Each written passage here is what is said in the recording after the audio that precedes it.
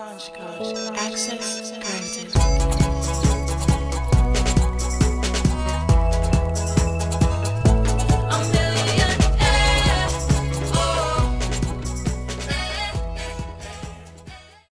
Hello, welcome to GED exam preparation class. I am your host and instructor, Ruben Herrera.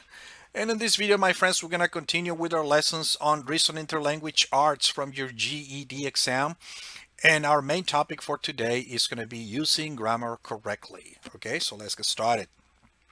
For our first topic, my friends, we're going to talk about noun and pronoun agreement. Okay, so I have right here that a noun names a person, place, thing, or an idea.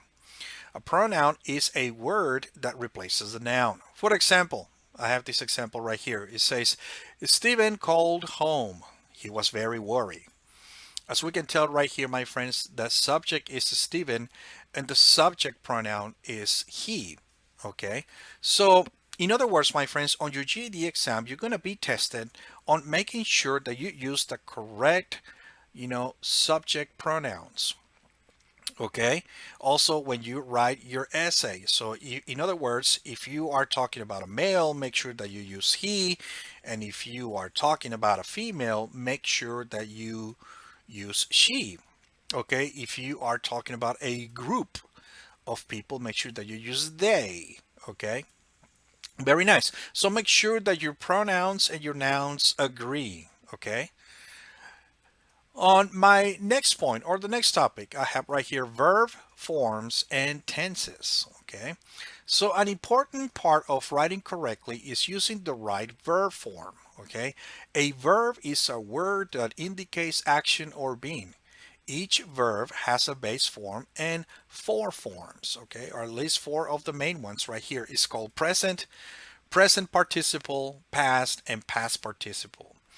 So also, my friends, on your GED exam, you're going to be tested on making sure that you use the correct verb form or time tense whenever you are choosing a sentence or whenever you are writing your essay. Okay, so for example, make sure that you use a sentence like, for example, John was looking for courses last week, and instead of saying John looking for courses last week, you can say John looked for courses last week, or John was looking for courses last week. So make sure that you conjugate your verbs correctly. That is when you get tested to see if it's correct or wrong, or when you are writing your essay. Now remember, my friends, you have nothing to fear. Your exam, most of your GED exam is going to be multiple choice except for the essay part. So just be careful and make sure that you study hard and you will accomplish this, okay? Thank you so much for being on this lesson and I hope to see you guys in the next video. Bye-bye. Launch code. Access granted.